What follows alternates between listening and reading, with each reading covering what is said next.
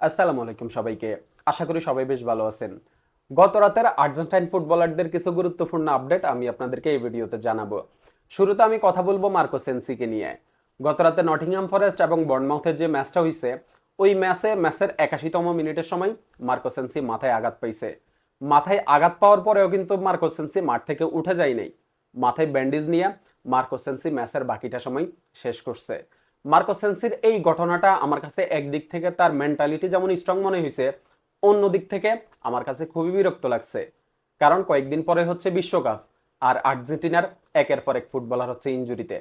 এই সময়ে Marco sensei এতটা রিস্ক নিয়ে মাঠে থাকার কোনো দরকার ছিল না।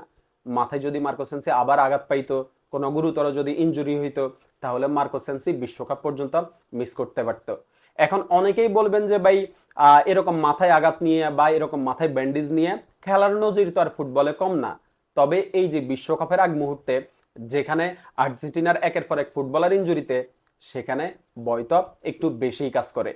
তবে মার্কো সেনসি কিন্তু বর্নমাউথের হয়ে একটা দুর্দান্ত সিজন কাটাইছেন। বর্নমাউথ পরবর্তী সিজনে ইউরোপা লিগ খেলবে। মার্কো সেনসি পুরো সিজনে বর্নমাউথের ডিফেন্সে একদম দেওয়াল হয়েছিলেন। মার্কো সেনসির কাছ থেকে আমরা বিশ্বকাপে তার সেরাটাই চাই। এরপরে কথা বলবো ভ্যালেন্টিন কাস্তেলানুসকে নিয়ে। ওয়েস্ট হামে মিড সিজনে আসছেন। মিড সিজনে এসে আপনার হচ্ছে 60টা গোল করছেন। যদিও ভ্যালেন্টিন কাস্তেলানুস ওয়েস্ট হামকে রেলিগেশন থেকে বাঁচাইতে পারে নাই। ওয়েস্ট হাম পরবর্তী সিজনে হচ্ছে চ্যাম্পিয়নশিপ খেলবে। প্রিমিয়ার লিগ থেকে তারা রেলিগেশন হয়ে গেছে। এখন দেখা যাক শেষ পর্যন্ত ভ্যালেন্টিন কাস্তেলানুস কি ওয়েস্ট হামে চ্যাম্পিয়নশিপ খেলে, নাকি হচ্ছে সামনের সিজনে আমরা তাকে নতুন কোন ক্লাবে হচ্ছে দেখতে পাই। তবে গত রাতেও কিন্তু এই যে ভ্যালেন্টিন কাস্তেলানুস গোল করছেন। এরপরে কথা বলতে চাই আপনার ফার্মার মাতেও পেলেগ্রিনিকে নিয়ে। মাতেও পেলেগ্রিনি গতকালকেও গোল করছেন। ফার্মার হয়ে এই সিজনে 12টা গোল করছেন, একটা অ্যাসিস্ট করছেন।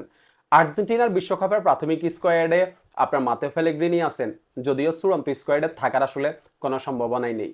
তবে যেই সিজন তিনি কাটাইছেন, পরবর্তী সিজনে তাকে অবশ্যই আরো ভালো একটা ক্লাবে দেখতে চাই। আর্জেন্টিনার ভবিষ্যৎ। এরপরে অ্যাস্টন বিলার হয়ে এমিলিয়ানো বুয়েন্দিয়া আরেকটা দুর্দান্ত ম্যাচ খেলছেন। অ্যাস্টন বিলা 2-1 গোলে জয় পাইছে। এমিলিয়ানো বুয়েন্দিয়ার পারফরমেন্স ছিল পুরাই নজর কাড়া। আর্জেন্টিনার বিশ্বকাপের স্কোয়াডের জন্য যে কম্পিটিশন চলতেছে বুয়েন্দিয়া এবং লোসেলসোর মধ্যে, দেখা যাক শেষ পর্যন্ত আসলে এই জায়গাটা কে করে নিতে পারে। বিশ্বকাপের স্কোয়াডে শেষ পর্যন্ত দেখা যাক লোসেলসো থাকে নাকি হচ্ছে এমিলিয়ানো বুয়েন্দিয়া থাকে। এরপরে হচ্ছে আপনার এই যে মার্কোস একুনা রিভার প্লেটের হয়ে একটা ফাইনাল ম্যাচে খেলতে গেছেন। আর্জেন্টাইন লিগে একটা ফাইনাল ম্যাচে খেলতে গিয়ে মার্কোস একুনা হচ্ছে ইনজুরি নিয়ে মাঠ ছাড়ে। তার ইনজুরি এতটাই গুরুতর মনে হয়েছে যে সে হচ্ছে বিশেষ একটা গাড়িতে করে মাঠ ছাড়ছে, পায়ে হেঁটে সে মাঠ ছাড়তে পারে নাই। তার ইনজুরি নিয়ে আপনার হচ্ছে আশঙ্কা অনেকদিন থেকেই করতেছে। ইনজুরির কারণে লাস্ট কয়েকটা ম্যাচ মিসও করছে, কিন্তু এরপরে হচ্ছে রিস্ক নিয়ে খেলছে। যেখানে আর্জেন্টিনার কোচিং প্যানেল থেকে তাকে ম্যাচগুলো খেলতে না করা হয়েছে, তাকে আপনার হচ্ছে বিশ্রামে থাকতে বলা হয়েছে, সেখানে সে রিস্ক নিয়ে খেলতে গেছে আর হচ্ছে ইনজুরি নিয়ে মাঠ ছাড়ছে। আমার কাছে মনে হয়েছে মার্কোস একুনার বিশ্বকাপ শেষ।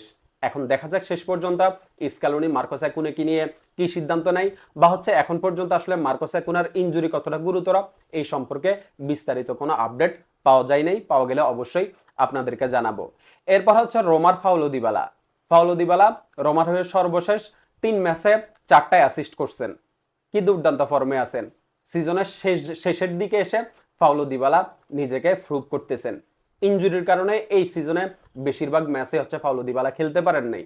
সব মিলিয়ে 27টা ম্যাচে মাঠে নামার সুযোগ পাইছেন।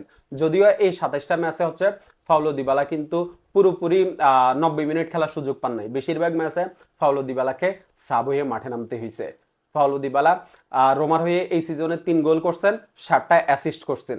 পুরো সিজনটা যদি পাওলো দিবালা ইনজুরি ছাড়া খেলতে পারতো, তাহলে আর্জেন্টিনার বিশ্বকাপের স্কোয়াডে পাওলো দিবালা থাকতোই।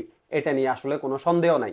এই ইনজুরির কারণে হচ্ছে পাওলো দিবালাকে স্ক্যালোনি আর্জেন্টিনার বিশ্বকাপের 55 জনের প্রাথমিক স্কোয়াডে পর্যন্ত রাখে নাই। কিন্তু এই যে সিজনের শেষের দিকে এসে পাওলো দিবালা আমাদের আফসোস শুধু বাড়িয়ে দিচ্ছে।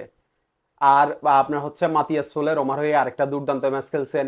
এরপর হচ্ছে কোমর হয়ে ম্যাক্সিমো ফেরোনা একটা দুর্দান্ত ম্যাচ খেলছেন। আর আজকে ভোরে যে ম্যাচটা হইলো ইন্টার মিয়ামির, ওই ম্যাচে লিওনেল মেসি জোড়া অ্যাসিস্ট করছেন।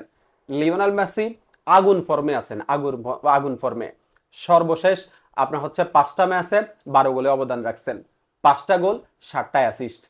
কি দুর্দান্ত ফর্মে আছেন। তবে আর্জেন্টাইন ফ্যানদের মনে কিন্তু একটা দুশ্চিন্তা লিওনেল মেসিকে নিয়ে কাজ করতেছে, কারণ লিওনেল মেসি ইনজুরির আশঙ্কা নিয়ে মাঠ ছাড়ছে। তবে আর্জেন্টাইন সাংবাদিক গ্যাস্টন আদুল আমাদেরকে ক্লিয়ার করছেন যে ভয় পাওয়ার কোনো কারণ নাই, চিন্তার কোনো কারণ নাই, লিওনেল মেসি ফিট আছে। মাঠে একটু অস্বস্তি অনুভব করছে, যার কারণে সে কোচকে ইশারা করছে তাকে যেন উঠিয়ে নেওয়া হয়, এবং কোচ হচ্ছে তাকে উঠিয়ে নিছে। লিওনেল মেসির কোনো সমস্যা নাই, সে ফুল ফিট আছে। আর হচ্ছে ইন্টার মিয়ামি রদ্রিগো ডিফল এই ম্যাচেও গোল করছে। রদ্রিগো ডিফল আসলে তাকে নিয়ে যে আলোচনা সমালোচনা হইতো, সবকিছুই রদ্রিগো ডিফল মাঠের পারফরমেন্স দিয়ে শেষ করে ফেলছে।